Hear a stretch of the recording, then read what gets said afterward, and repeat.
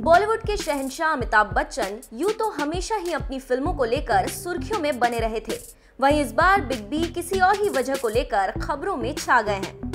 दरअसल अमिताभ ने एक ऐसा कारनामा कर दिखाया है कि जिस मामले में बॉलीवुड के सुपरस्टार सलमान खान, अक्षय कुमार, शाहरुख खान, अजय देवगन भी उनसे पीछे रह गए हैं।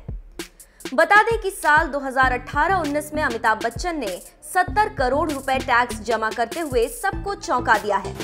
अमिताभ बच्चन के स्पोक्सपर्सन ने मीडिया से बात करते हुए इस बात का खुलासा किया है कि साल 2018-19 के लिए बिग बी ने 70 करोड़ रुपए का टैक्स भारत सरकार को दिया है। जहां एक तरफ सलमान और अक्षय आज के समय में बॉलीवुड के सबसे बड़े स्टार्स हैं, वहीं बिग बी ने इतना ज्यादा टैक्स भरकर इन दोनों स्टार्स के मुंह पर जोरदार तमाचा मारा है। बता दें कि हाल ही में अमिताभ बच्चन ने लगभग 2084 किसानों की मदद करते हुए सभी किसानों का लोन चुकाया था। इतना ही नहीं, बिग बी ने पुलवामा आतंकी हमले में शहीद हुए जवानों के परिवार वालों को लगभग 10-10 लाख रुपए की राशि डोनेट की थी। बात करें अमिताभ बच्चन के प्रोफेशनल फ्रंट की, तो हाल ही में उनकी फिल्म बदला रिलीज हुई थी, जो कि बॉक्स ऑफिस पर सुपरहिट साबित हुई है। इसके अलावा जल्द ही उनकी फिल्म ब्रह्मास्त्र रिलीज होने वाली है। इस फिल्म में वो रणबीर कपूर और आलिया भट्ट के साथ नजर आएंगे। वैसे आपको हमारी ये स्टोरी कैसी लगी, हमें कमेंट करके जरूर बताएं और बॉलीवुड से जुड़ी खबरों को जानने के लिए बने रहें हमारे साथ। When his nose smashed against the door of not his mighty establishment, but that of his neighbors, the Patels. Thank you.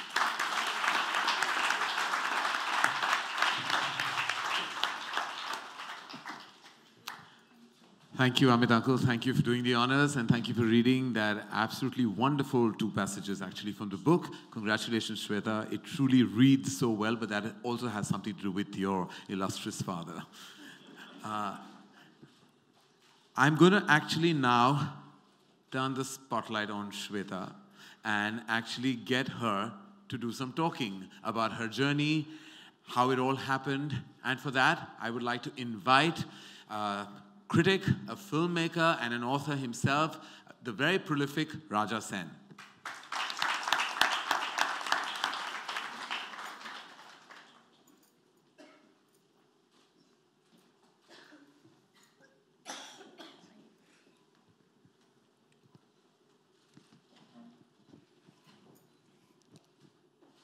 Shweta, one thing about you that everyone seems to know is that you read a lot. Words mean a lot to you.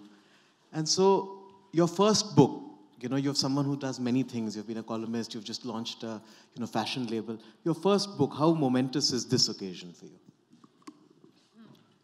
Is it extremely momentous? I can hardly believe it.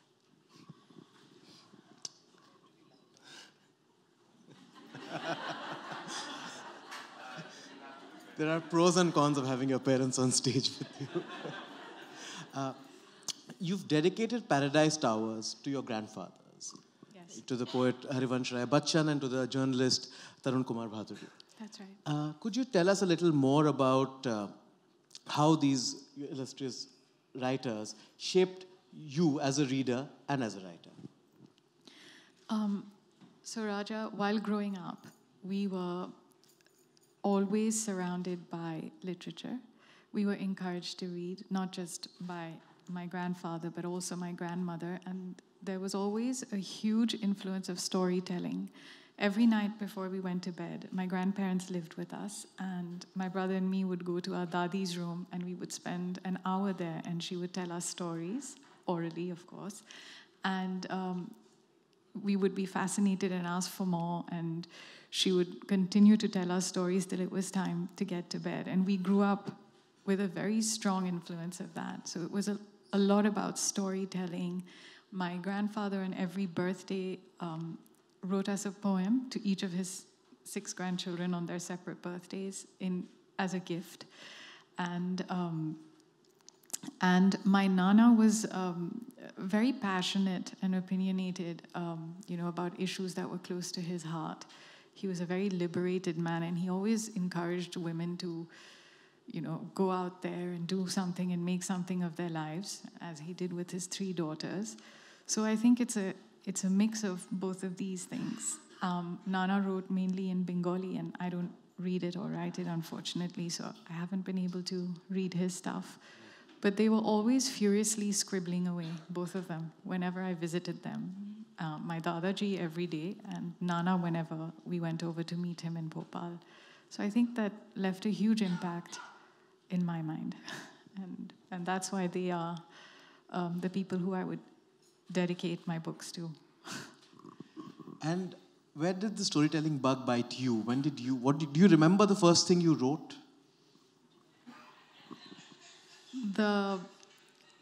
The first things I actually remember writing were get well soon cards to my father when he was recuperating after his accident on the sets of Coolie. We weren't allowed to visit him, but every Friday we would sit down and make cards. So we would write him little reassuring cards, telling him that don't worry, we're fine, we're studying hard, and get well soon and come home soon. So that's the first thing I remember writing. And the idea of storytelling, like, just getting into the fact that, did you enjoy writing from that point on? I've always enjoyed writing, but for myself, it's very daunting writing for others. You always like what you write. You can't say that about other people. And I was always the eldest of the bunch, and I was always telling stories to all my younger cousins and my brother. So I think maybe that's where it came from. And who were your favorite writers growing up? Like, who were the influences on Paradise Towers, so to speak? Well, Jane Austen, because her characters were so vivid and so funny and just so precise. Even though we don't live in that age, she's fleshed them out so well that, you know these people, you've seen these people, their little quirks, their foibles, their, little tics, as you would say. So she would be one of my hugest influences. And Dickens, he's done the same with his. Right. Writers that have stayed timeless, yes. Really. Yes. It's also exciting that you've made your debut with not just a novel, but a book of humor, which is rarer. We don't see that many fresh, funny voices. I think Udayan would back me up on that. And, this is exciting. Why did you choose humor? Actually, it wasn't intentional. But if you look around you, I mean, when you live in a city like Bombay, there's so many funny things going on, and just so quaint and particular to Indians. And they have a wonderful way of doing the ordinary things, but just infusing them with a lot of quirks, which I find really entertaining.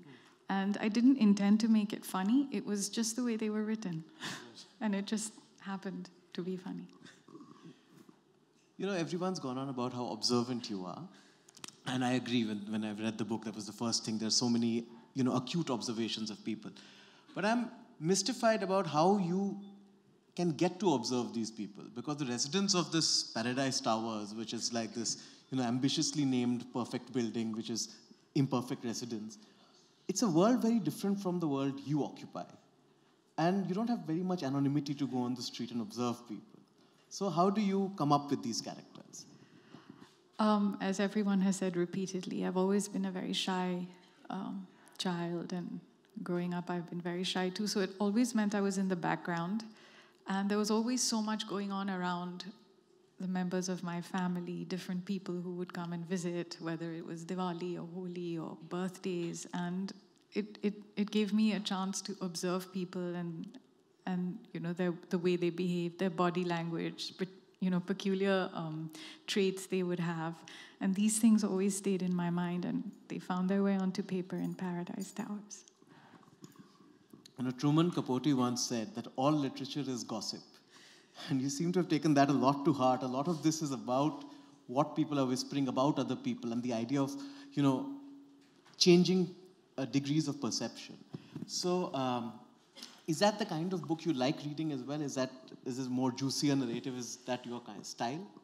It's not only the kind of book I like reading, but again, huge influences from when you read anything by Jane Austen. She always has, there's some kind of internal dialogue going on, specifically between the women. And it's funny and it's engaging, and I think it draws you into the book, and it sort of familiarizes you with the characters, because they're doing human things. They're not supernatural. They're doing human things that you relate to and you do. So I think that's why, it's there. This is a book that is a little more complicated than it seems. When you pick it up, it starts out, it's very fresh and frothy. I would call it like, this is a mimosa with too much champagne. It's very bubbly, but it packs more of a kick than you might expect. It delves into depth, and it delves into human frailty, and there is insecurity in the characters. So I'm curious to know, what was your genesis for this? What was your starting germ that made you think, I will write a book about this building and these people? People have always fascinated me. They're interesting to watch, and specifically people in my country, because they come from such different places and mindsets and ideologies and customs. But when you put them all together, they somehow get along, and they manage to pull along.